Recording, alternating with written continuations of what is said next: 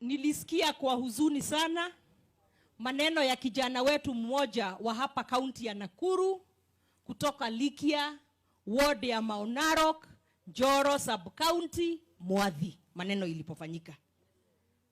And it is very sad, ni huzuni mingi sana. Na mimi kama governor wa hiyo family nasema we must have justice for Mwadhi.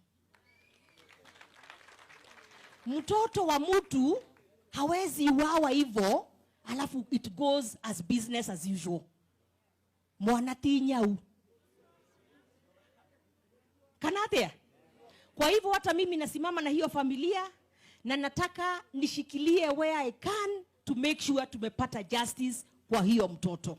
Na mwenye walimfanyia vitu mbaya kama wako after the investigation, they must face justice. Hakuna two ways about it. Si ndio hiyo? We must be a country yani maneno imekuwa mbaya sana. It is terrible. Na tuendelee kuombea watoto wetu. Si ndio? Kwa sababu kuna shida na families are suffering. Na kuna watu wamejifanya kama wanyama. Na so that wengine wenye wanafikiria wanaweza ua tu mtu na waendelee kuwalk bila anything, we must make examples ya wale wenye wamefanya maneno mbaya. So that mwingine kabla afanye chochote kwanza afikirie mara mbili, mara tatu. Si ndio hiyo? Kabisa.